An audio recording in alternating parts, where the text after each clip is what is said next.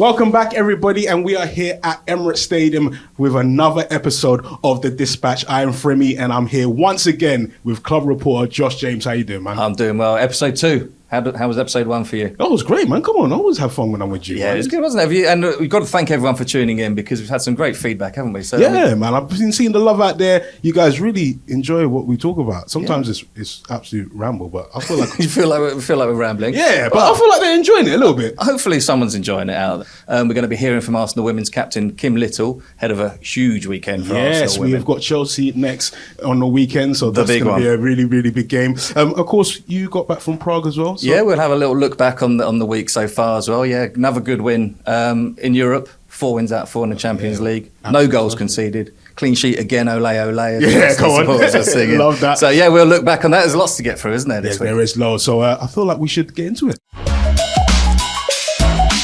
You know I love an away day, but unfortunately I wasn't able to go out to Prague. But Josh, you was out there, and the man to my right, social media editor Gianluca, was out there. How was it, man? You good? Oh, pleasure to see you guys first and foremost. Thanks very much for having me again.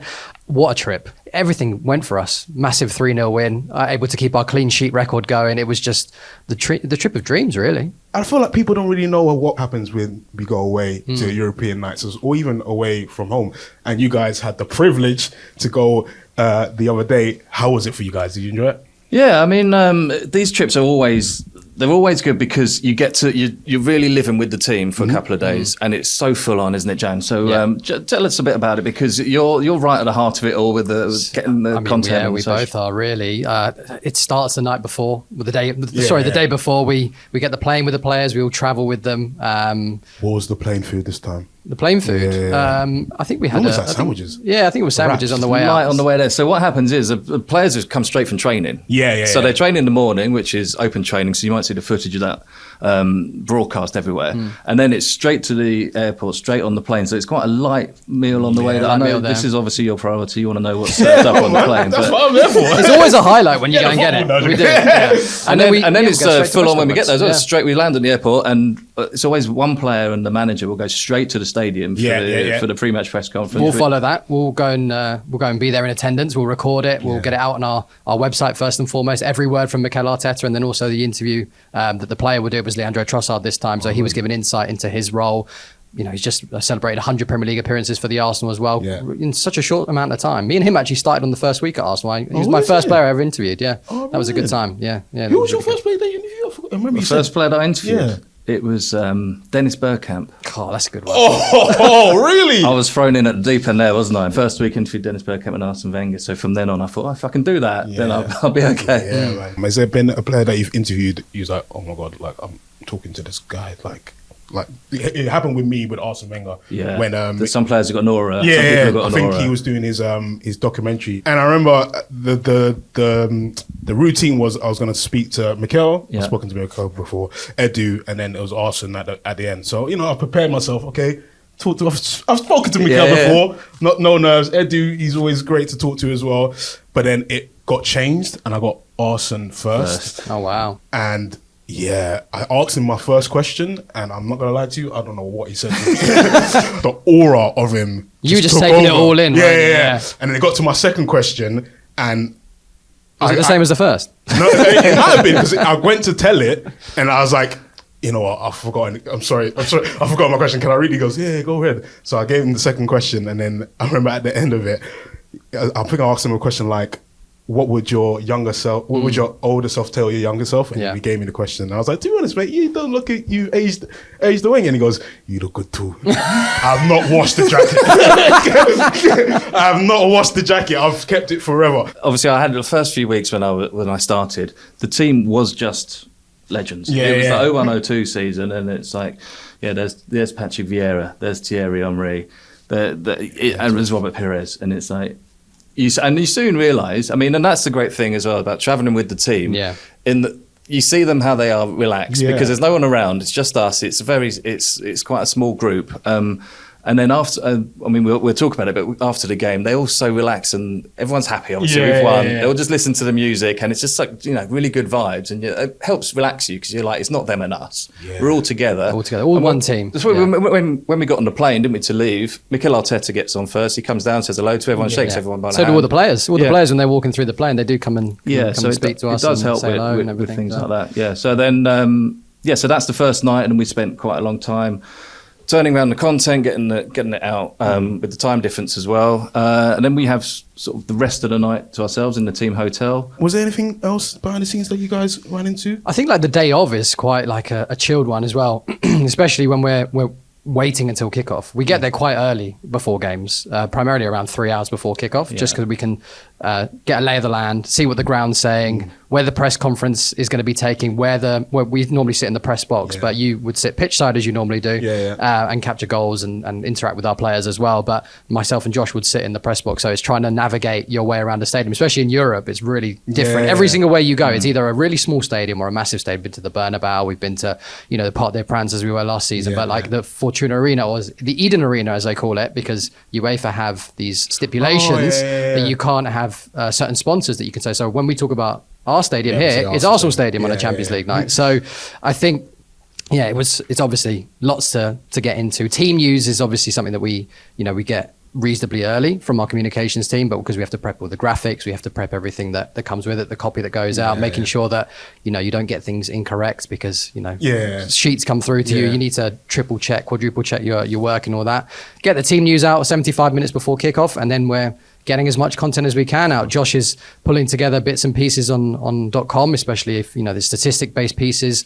David Raya obtained his 50th clean sheet for the Arsenal. We had something in the works for that. We had 8 clean sheets for the first time since 1903, wasn't it? That's one of your spreadsheet stats that we love. Yeah. So those sort of things that we're planning for. We had a record breaker, didn't we? Max Dowman came on, youngest ever player, not just for Arsenal, youngest ever player in the Champions League. There was plenty to discuss. After the game, obviously when it's a victory like that, everyone's on a high. But you know what surprised me is that the players, they don't look tired. Like, they've been running around, but the adrenaline must be just... As another thing is, sometimes people don't see this, like after the game, they do like their mad warm down. Like you just run like... We're tired from typing, but they've been running around, and the vibes are so good. But obviously, it helps when you're winning, and another victory as well. And I think maybe it hits them the next day or the day after when the adrenaline wears off, and they'll have the recovery day, I'm sure. I feel like my experience of when we go to away is a bit different, because I have to do content and kind of explore the city and do that. We all have to do content, mate. We're not just there for a jolly. Yeah, can you imagine that? But I actually, I get to go out. Obviously, you might so that's be usually the day of the game, the morning of the game. You go out and to go talk to supporters and all that stuff. Do you guys get to do that? Because sometimes we go on these trips, and sometimes I don't see you until like we're on the plane back. Yeah, because it's an early kickoff. I mean, we got a couple of hours on that the morning of the match day. Yeah, went out into Prague and explore, find some Arsenal supporters. That's when you would be doing eating the local food, whatever it is. Finding your magnets. I remember I had Snell's in France. That was tasty. That was good. That was really nice. Really, really garlicky. It's a great trip because we got the win. Yeah. Everyone's happy, and it sets us up perfectly, doesn't it, for this weekend? Yes. To keep it going, to keep the clean sheet record going,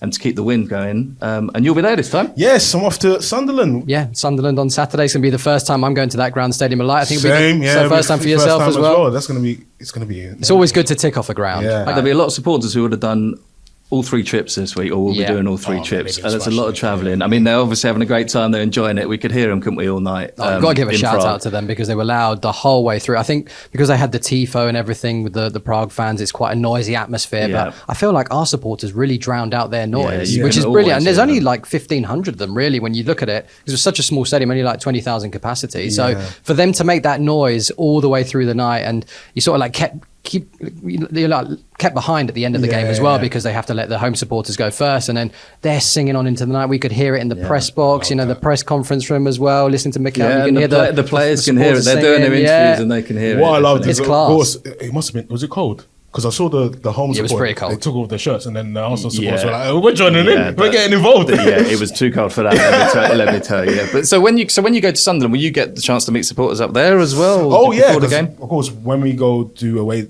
days, we try to talk to supporters, get score predictions, do little quizzes as well. I think we did one in Newcastle. This might be I might do the quiz. No, but you'll be fine. Go on. He knows the answer to everything. He's like the Einstein of Arsenal. That's why I've got the spreadsheet. It's not up here.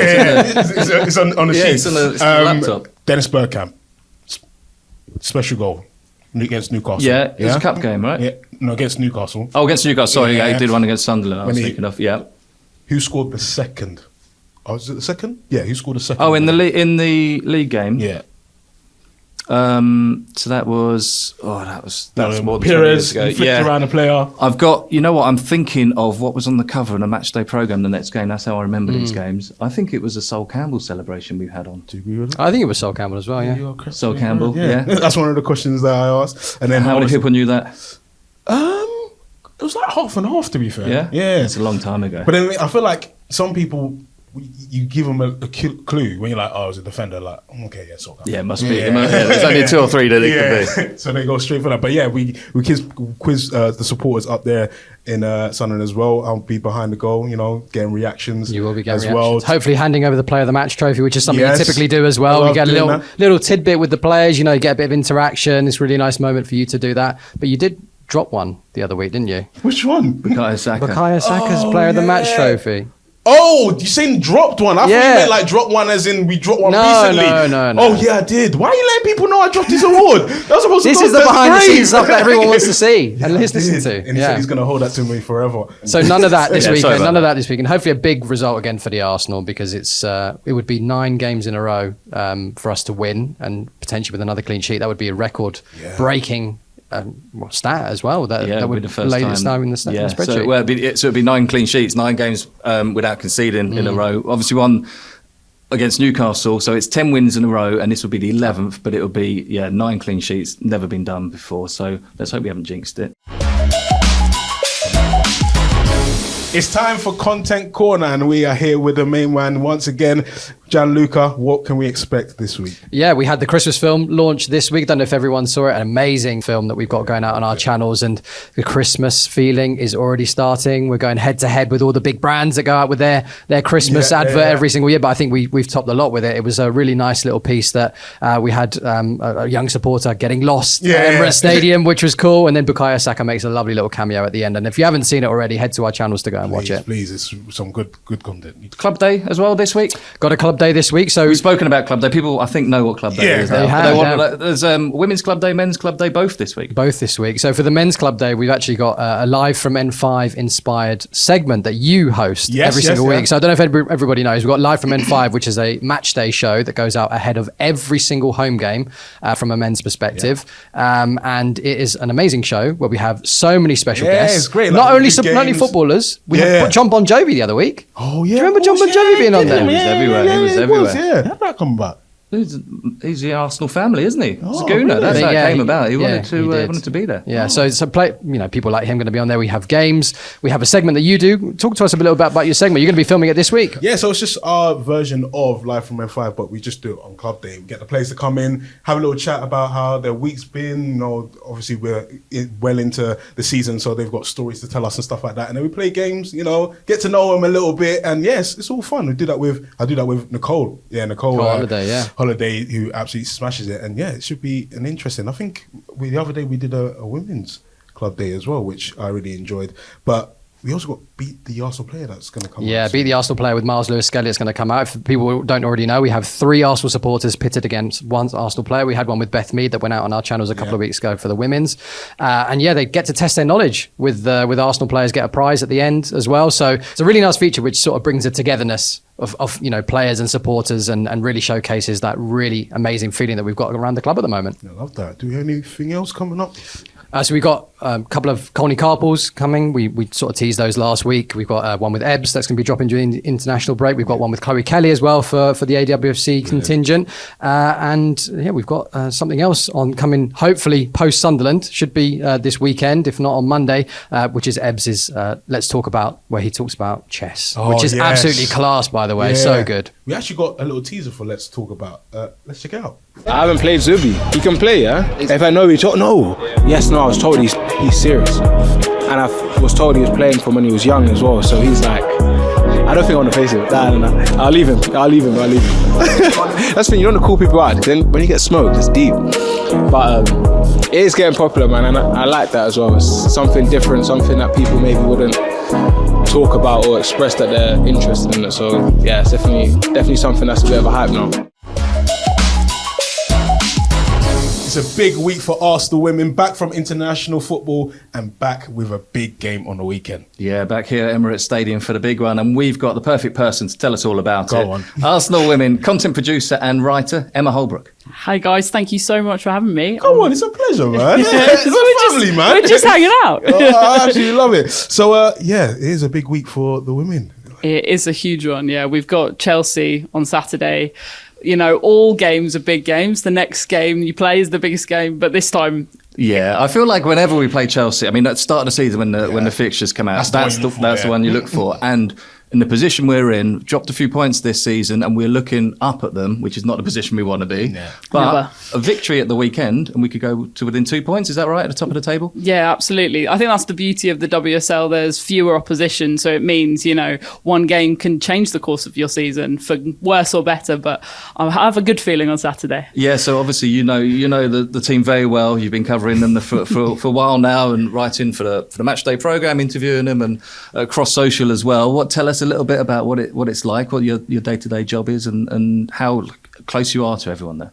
Yeah, it's a beautiful thing because it'll change day to day, time by time. I'm across socials, so if it's on the weekend, I'll be down pitch side, trying to get the best angle of when they sometimes celebrate in front of the fans. Sometimes they like a group hug. Listen, I've been there. Yeah. I know exactly what you mean. But when they do celebrate, they make it good. So yeah, I'm hoping for a few of those on Saturday. But either that, or I'm in the press box, tweeting out, sending stuff out on our Instagram. Of a week, I'm down at Shoba Realty. I'm that sunny face they see around the corner when they get there at 8:30 to ask them a lovely question. Oh, sick. Where did those come from? Those, is that you decide it as a team, or do they get sent to you from the supporters? Or so there's a team of us, and generally it will be night before. We're like, what should we ask them today? Test it out on each other first and exactly. say, Good, yeah. Sometimes you can get some funny answers, and that's when you know you're onto a good one. A couple of the favourite ones we've had is, you've got a party at 7:30. What time are you showing up? I'd like to hear your answer for this, Frim. Oh, 7:30. I think I get What there. time is he turning? What day is he turning? I'm forgetful, man.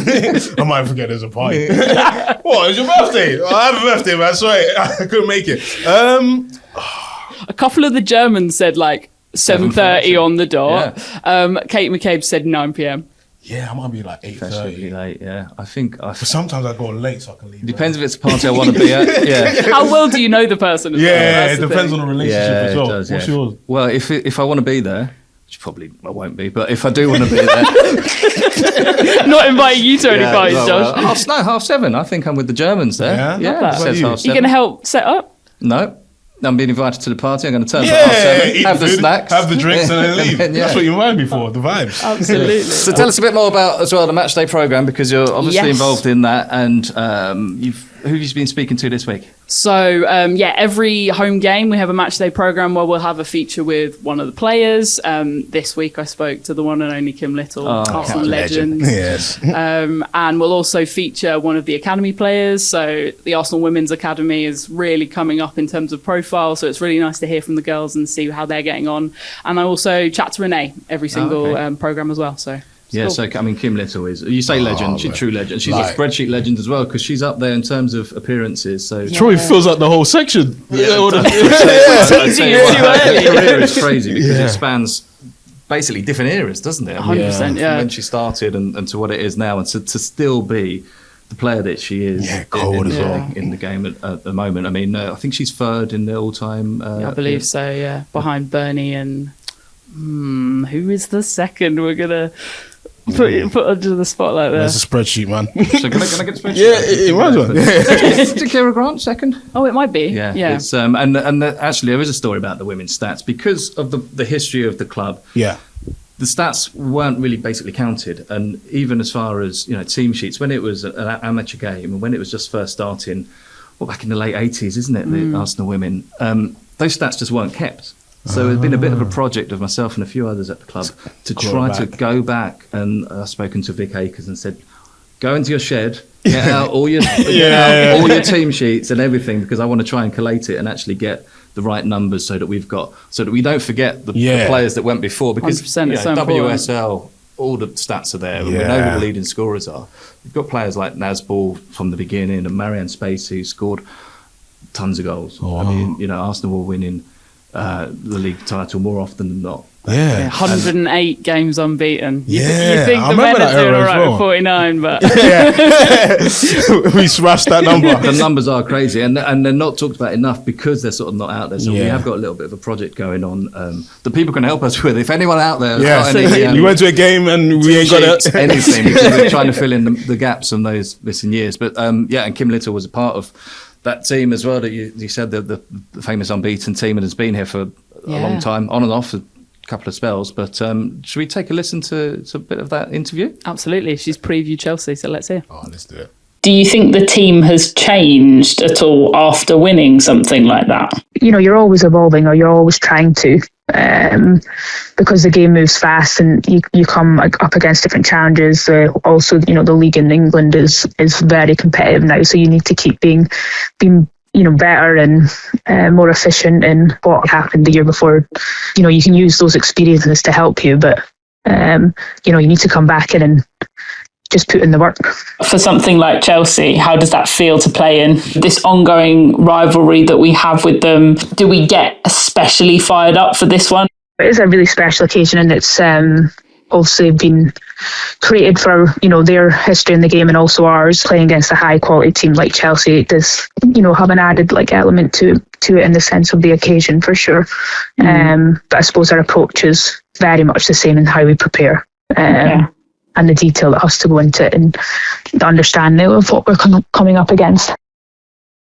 Well, Kim certainly sounds ready for it then, and she should know all about these sort of occasions. She's going to be up for it, and I guess also inspiring the rest of her team. 100%. It's going to be a big game. Emma, thank you so much. Oh, thanks for having me, guys. You got to come back. Oh, yeah. 7:30 on the dot, right? I might be here 8:30. I ain't going to lie to you. Okay, I might be a bit late, but it is what it is. But yeah, thank you so much. And thanks so much, can't wait guys. to have you back. Thanks a lot, Anna.